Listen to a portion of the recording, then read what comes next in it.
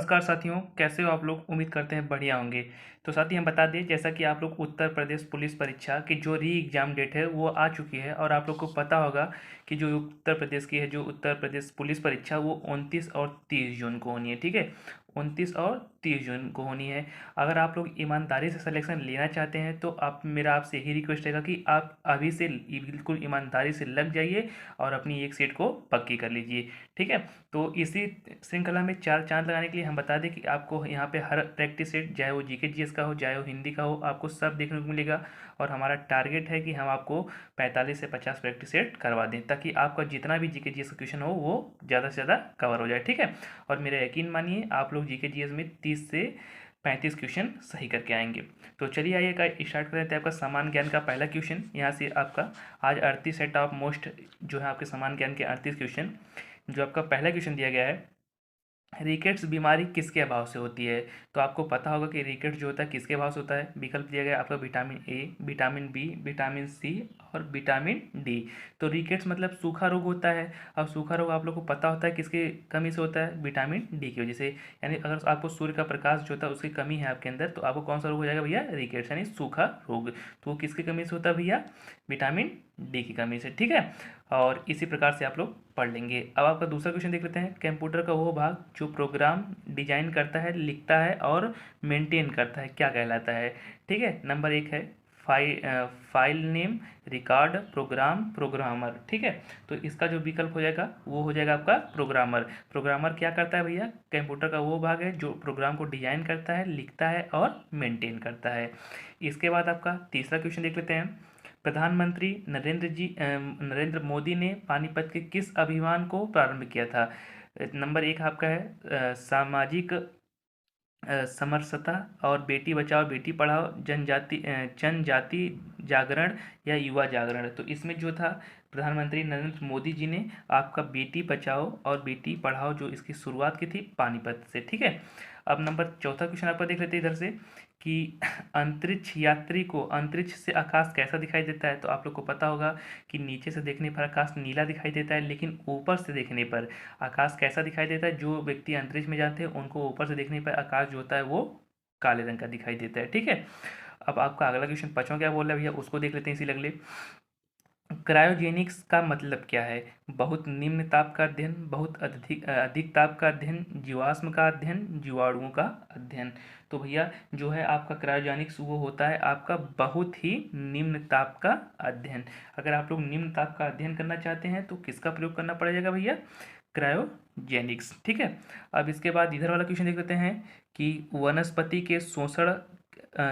वनस्पति के द्वारा शोषण किया गया अतिरिक्त जल ज़्यादातर किसके हवा में विलीन होता है। नंबर एक है पत्ते की ऊपरी सतह पर, पत्ते की निचली सतह पर, फूलों की पंखुड़ी पर, तना पर। ठीक है, तो जो इसका विकल्प हो जाएगा भैया वो हो जाएगा आपके पत्ते के ऊपरी सतह पर। ठीक है, अब न्यूट्रॉन की खोज, तो न्यूट्रॉन की खोज किन्होंने किया था। तो आप लोग को पता होगा चैडविक, रदरफोर्ड, बोहर और न्यूटन। तो जो इन्होंने किया था भैया, इनकी खोज इनको किया था आपके न्यूटन की चैडविक जी ने। ठीक है, अब आपका आठवां क्वेश्चन देख लेते हैं।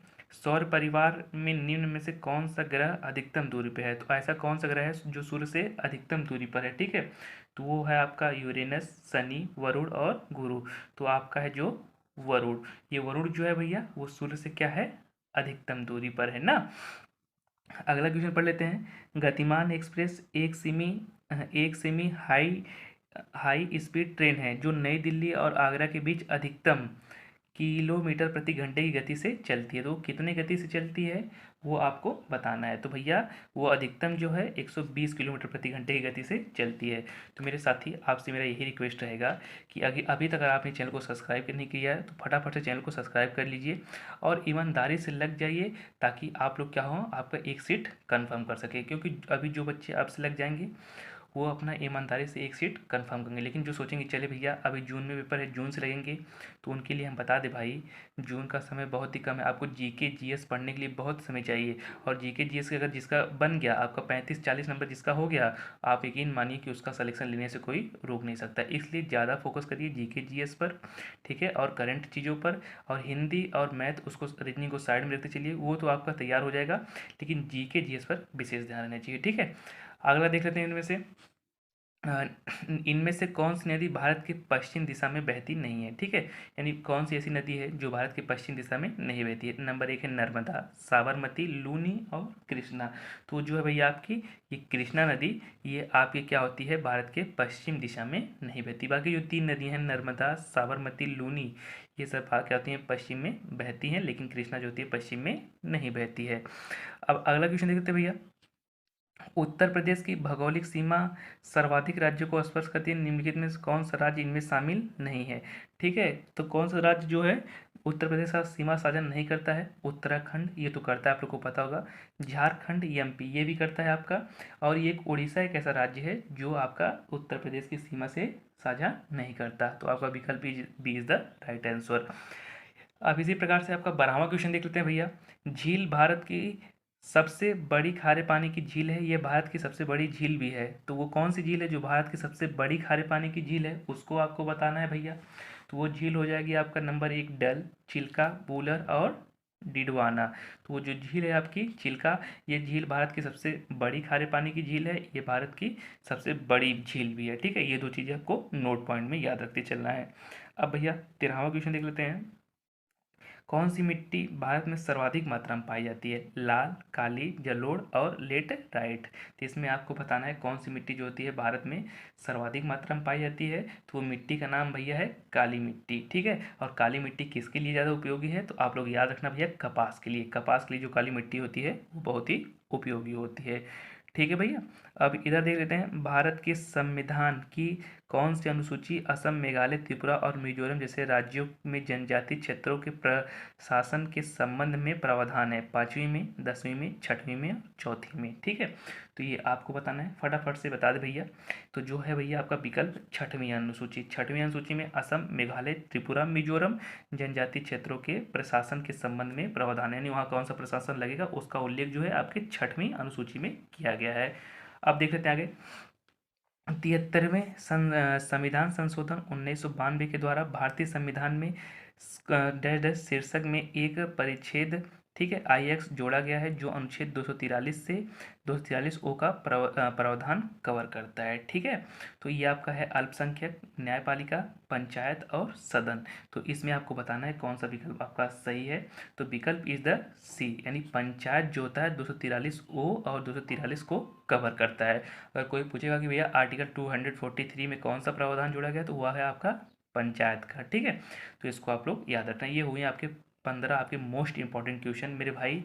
अगला आप लोग ईमानदारी से सिलेक्शन लेना चाहते हो, बिल्कुल मेहनत से जीके चीज़ कवर करना चाहते हो, तो आपसे यही निवेदन रहेगा कि एक भी प्रैक्टिस सेट को आप छोड़िए मत, बिल्कुल ईमानदारी से लग जाइए और अपना एक सिलेक्शन लेके रहिए, ठीक है। तो चलिए आपका अगला क्वेश्चन देख लेते हैं भैया। अगला क्या बोला गया है आपका, ठीक है। इधर देख लेते हैं आपका क्वेश्चन नंबर 16। क्वेश्चन नंबर 16 दिया गया है कि भारत के संविधान में कौन सा अनुच्छेद राष्ट्रीय महत्व के स्मारकों, स्थानों, वस्तुओं की सुरक्षा से संबंधित है। तो article 48, article 48A, article 49, article 50। इसमें बताना है कौन सा जो है आपका अनुच्छेद राष्ट्रीय महत्व के स्मारकों, स्थानों और वस्तुओं की सुरक्षा से संबंधित है, ठीक है। तो ये हो जाएगा आपका विकल्प इज द सी, यानी 49 जो है आपका क्या है, वो महत्व स्मारकों वस्तुओं से विलीन करता है, ठीक है। अब 17वां दिया गया है, भारत का संविधान संविधान द्वारा अपनाया गया 26 जनवरी 1950, यानी भारत का संविधान किस डेट को अपनाया गया था। तो ये आप लोग को याद रखना है कि जो भारत का संविधान था वो हुआ था आपका 26 जनवरी 1949 को संविधान सभा द्वारा अपनाया गया था और 26 जनवरी 1950 को लागू हुआ था। ये क्वेश्चन आपको इंपॉर्टेंट है, ये आपको बार बार देखने को मिलता है, तो खासकर इस क्वेश्चन पे आप लोग ध्यान देंगे कि भारत का संविधान कब अपनाया गया था और कब लागू हुआ था।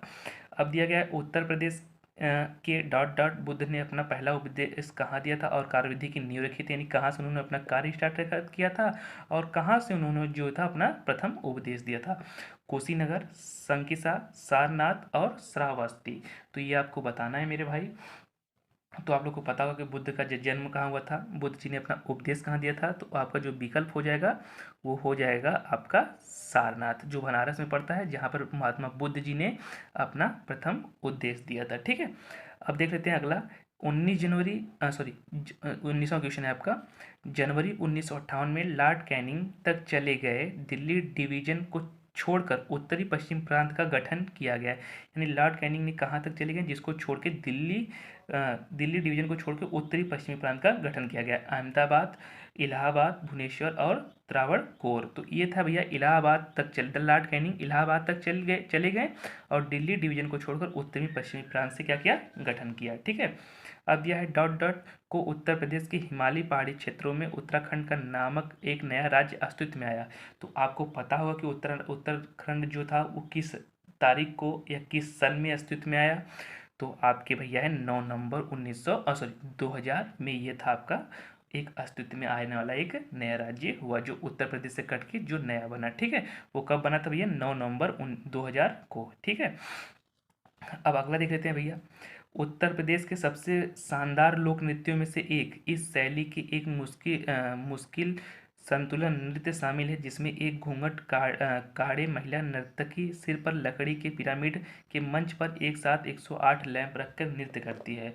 ठीक है। तो इसमें बताना है कौन सी ऐसा नृत्य है जिसमें जो एक काले रंग की महिला होती है वो अपने सिर पर लकड़ी के पंच के साथ 108 लैंप को लगकर क्या करती है, नृत्य करती है। वो है रासलीला, रामलीला, ख्याल या चारकुला। तो आप लोग को पता होगा भैया कि चारकुला एक ऐसा नृत्य है जिसमें जो है महिलाएं अपने सिर पर 108 लैंप रख के क्या करती हैं, नृत्य करती हैं। ठीक है। अब 22वां क्वेश्चन देख लेते हैं। निम्नलिखित में से कौन सा रासायनिक परिवर्तन है, पटाखों को जलना, मैग्नीशियम तार का गर्म होना, कपड़े सूखना, पानी में चीनी का घुलना। तो रासायनिक परिवर्तन आप लोग को बहुत अच्छे से पता होगा भैया, आपने पढ़ा भी होगा कि पटाखों का जलना जो होता है एक रासायनिक परिवर्तन होता है। ठीक है। तो रासायनिक परिवर्तन क्या हो जाएगा भैया, पटाखों का जलना। तो साथ ही बात फिर से बता दें, अगर आपने हमारे चैनल को ज्वाइन नहीं किया तो फटाफट से ज्वाइन कर लीजिए, क्योंकि हमने टारगेट रखा है कि आपका 45 से 50 प्रैक्टिस सेट करवाएंगे और आपको डेली 1 से 2 प्रैक्टिस सेट देखने को मिलेगा और आप उसको अच्छे से कवर कर लेंगे। आप जितना प्रैक्टिस सेट करेंगे आपका उतना ही तैयार होता जाएगा। ठीक है। एक दिन आपको हिस्ट्री देखने को मिलेगा, यानी जीके, जीएस, करंट अफेयर ये सब आपको देखने को मिल जाएगा और अगले एक वीडियो में आपको हिंदी देखने को मिल जाएगा। आपने जहाँ अपना हिंदी और जीके जीएस तैयार किया ना, आप मेरे यकीन मानिए हिंदी, जीके जीएस और रीजनिंग तो सबका तैयार होता है, थोड़ा उस पर कवर करना होता है। ये 3 चीज़ें आपने जहाँ कवर की ना, मेरा यकीन मानिए आप लोग को सिलेक्शन लेने से कोई रोक नहीं सकता। तो फटाफट से इसको पढ़ लीजिए और अपना एक सीट पक्की कर लीजिए। ठीक है। और ये मेरा एक सलाह और मानिए, अपने उन दोस्तों के साथ शेयर कीजिए जिसको आप जो आपके साथ फॉर्म भरे हैं या जिनके साथ आप पढ़ना लिखते हैं, आप उनको इस वीडियो को जरूर शेयर कीजिए ताकि वो भी इस वीडियो का लाभ ले सके और ईमानदारी से अपना सिलेक्शन ले सके। ठीक है। अब आइए 23वां क्वेश्चन देख लेते हैं। निम्नलिखित में से कौन सा विकल्प लेट का चिन्ह कौन सा लेट का चिन्ह है। तो आप लोग कक्षा 9, 10, 11, 12 में पढ़ता है, चूँकि लेड को दिखाते हैं भैया पी से। देखो ये हो जाएगा लेड और ये है आपका सोडियम, ये है आपका AU सिल्वर है आपका, और ये है आपका क्या नाम है, वो सिल्वर AG होता है, ये आपका है पोटेशियम। ठीक है। पोटेशियम, सोडियम और लेड। ठीक है। और यहाँ पर निम्नलिखित में किस वैज्ञानिक ने चेचक हेतु टीकाकरण की खोज की। तो बताओ भैया चेचक के लिए किसने टीकाकरण की खोज की थी, जिसको अवार्ड भी मिला था। आपका है एडवर्ड जेनर, इवा इंगवाल, ठीक है, उसके बाद लुई पास्चर और एमिल रॉक्स। ठीक है। तो जो आपका 24 का विकल्प रहने वाला है वो रहने वाला है आपका एडवर्ड जेनर, जिन्होंने चेचक के लिए खोज की थी। ठीक है। चेचक के लिए किन्होंने खोज की थी भैया, एडवर्ड जेनर ने। अब बताओ निम्नलिखित में से कौन से मच्छर से उत्पन्न रोग नहीं है। डेंगू भी होता है और चिंका भी होता है, चिकनगुनिया भी होता है, लेकिन दाद, ये जो फंगल इन्फेक्शन है ये आपका होता है मच्छर से नहीं होता है। ठीक है। अब ये देखो जो मोस्ट इंपॉर्टेंट क्वेश्चन है, GST बिल को पारित करने वाला भारत का सर्वप्रथम राज्य, ठीक है, ये है आपका असम। ठीक है। असम जो था 1 जुलाई 2017 को GST पारित करने वाला ये भारत का प्रथम राज्य था। विश्व ओजोन दिवस कब मनाया जाता है, 16 सितंबर, 10 सितंबर, 20 सितंबर, इनमें से कोई नहीं। तो आप लोग को पता होगा विश्व ओजोन दिवस आपका कब मनाया जाता है, 16 सितंबर। अब अगला क्वेश्चन देख लेते हैं जो मुद्रा और यहाँ से रहने वाली है। आयरलैंड की राजधानी और मुद्रा का नाम बताइए। तो आप लोग को पता होगा कि आयरलैंड की राजधानी क्या होती है और मुद्रा क्या होती है। तो आयरलैंड की राजधानी भैया है डबलिन और यूरो। एक क्वेश्चन यहाँ से रहने वाला है राजधानी और आपका डॉलर से। ठीक है। यानी डॉलर मतलब मुद्रा से और आपकी कैपिटल से, एक क्वेश्चन वहाँ से रहने वाला है, आप लोग उसको कवर कर लेंगे। भारत की संचित निधि से निधि निकालने के लिए निम्नलिखित में से किसका अनुमोदन अनिवार्य है? भारत के राष्ट्रपति, भारत की संसद, भारत के प्रधानमंत्री, संघीय वित्त मंत्री। तो ये जो विकल्प है आपका वो हो जाएगा भारत की संसद का। जो भारत की संसद है वो निधि से निधि निकालने के लिए एक अनुमोदन अनिवार्य है। ठीक है। राज्य विधानसभा में से कोई धन विधेयक पुनः स्थापित नहीं किया जा सकता है बगैर किसके बगैर कोई धन विधेयक पुनः स्थापित नहीं किया जा सकता है? संसद की संतुष्टि के, राज्य के राज्यपाल की संतुष्टि के, भारत के राष्ट्रपति की संतुष्टि के, प्रधानमंत्रियों के विशेष समिति के संतुष्टि के। तो ये हो जाएगा भैया राज्य के राज्यपाल की संतुष्टि के बिना कोई भी धन विधेयक पुनः स्थापित नहीं किया जाता। ये आपका भी मोस्ट इंपॉर्टेंट क्वेश्चन है, इसको आप लोग नोट कर लेंगे। ठीक है। स्टेट बैंक ऑफ इंडिया का राष्ट्रीयकरण कब किया गया था? 1 जनवरी 1949, 26 जनवरी 1950, 1 जुलाई 1955, 1 अप्रैल 1956। तो ये जो आपका किया गया था भैया 26 जनवरी 1950 में ये स्टेट बैंक ऑफ इंडिया का किया गया था आपका राष्ट्रीयकरण। ये भी आपका मोस्ट इंपॉर्टेंट क्वेश्चन है, इसको भी आप लोग कवर कर लेंगे। ठीक। अब यहाँ पे देख लेते हैं आपका, सॉरी यहाँ पर आपका हो जाएगा 1 जनवरी 26 जनवरी नहीं, आपका है 1 जुलाई 1955। 1 जुलाई 1955 का स्टेट बैंक ऑफ इंडिया का जो होता है आपका राष्ट्रीयकरण किया गया था। ठीक है, इसको याद रखना कि 1 जुलाई 1955। ठीक है। अब यहाँ देख लेते हैं कि एक उच्च न्यायालय का न्यायाधीश अपना त्यागपत्र संबोधित करता है, किसको अपना त्यागपत्र दे सकता है? जो न्यायालय का न्यायाधीश होता है, राष्ट्रपति को। नंबर दूसरा का विकल्प है आपका भारत के मुख्य न्यायाधीश को, उसके राज्य के उच्च न्यायालय के मुख्य न्यायाधीश को, तो राज्य के राज्यपाल को। ठीक है। तो जो इसका विकल्प रहेगा भैया वो हो जाएगा आपका राष्ट्रपति को। अगर कोई भी न्यायाधीश अपना त्यागपत्र देना चाहता है तो वो किसको देगा भैया? राष्ट्रपति को। अब देखिए अगला क्वेश्चन, आज़ाद हिंद फौज के अधिकारियों ने लाल किले में चल रहे मुकदमे को में उनके पक्ष में निम्नलिखित में किसने वकालत की थी? ना CR Das, Motilal Nehru, M A Jinnah, sir TB Sapru. ठीक है। तो जो इसका विकल्प हो जाएगा ना भैया वो हो जाएगा आपका MA जिन्ना जी। ठीक है। MA जिन्ना जी जो थे उन्होंने भैया जो आपका लाल किले में मुकदमा चल रहा था उसकी वकालत की थी। ठीक है। मध्यकालीन भारत में मुगल शासक के वस्तुतः थे फारसी, अफगानी, चगताई, तुर्क, उपरोक्त में से कोई नहीं। ठीक है। तो जो इसका विकल्प हो जाएगा भैया वो हो जाएगा आपका C। आपका C is the right answer. Chagatai तुर्क ने जो था मध्यकालीन मुगल शासक के वस्तुतः थे। ठीक है। इस विकल्प में थोड़ा आपका कंफ्यूजन में चल रहा है कि आज़ाद हिंद फौज में वकालत इन दोनों में से कोई थे, M जिन्ना या सर TB सप्रू। इसको देख लीजिएगा, ज़्यादातर इनका हमें विकल्प जा रहा है आपका सर TB सप्रू जी जो वकालत किए थे। ठीक है, एक बार इसको मिला लीजिएगा। अब आप अगला क्वेश्चन देख लेते हैं भैया, जहाँ से आपके करंट रहने वाले हैं। मध्य का प्रधानमंत्री यहाँ पर देख लेते हैं 35वां सबका, प्रधानमंत्री नरेंद्र मोदी द्वारा उद्घाटन किए गए one earth one health advantage health care India द्वारा देश के 6वें संस्करण की थीम क्या थी? एक पृथ्वी, एक परिवार, एक भविष्य, सतत विकास के लिए health care, global health care को आगे बढ़ाना, वन वर्ल्ड वन हेल्थ। ठीक है। तो जो इसका राइट आंसर हो जाएगा ना भैया अब वो हो जाएगा वन वर्ल्ड और वन हेयर। ठीक है। ये आपका है one earth one health advantage का जो है थीम है। ठीक है। भारत में आयोजित पहली जल निकाय जनगणना किस राज्य की सूची में शीर्ष स्थान पर प्राप्त किया? यानी पहली जनगणना में, जल निकाय की जनगणना में किस राज्य ने आपका शीर्ष स्थान प्राप्त किया? महाराष्ट्र, पश्चिम बंगाल, उत्तर प्रदेश और गुजरात। तो जो विकल्प हो जाएगा भैया वो हो जाएगा आपका पश्चिम बंगाल। पश्चिम बंगाल ने आपकी जल निकाय की सूची का जनगणना में आपका प्रथम स्थान प्राप्त किया है। अब आगे देख लेते हैं G20 का क्वेश्चन रहने वाला है। भारत कि G20 अध्यक्षता में विज्ञान 20 सम्मेलन का आयोजन किस स्थान पर किया गया था? अगरतला, नागपुर, रांची और चेन्नई। तो यह हुआ था आपका अगरतला में विज्ञान T20 का सम्मेलन।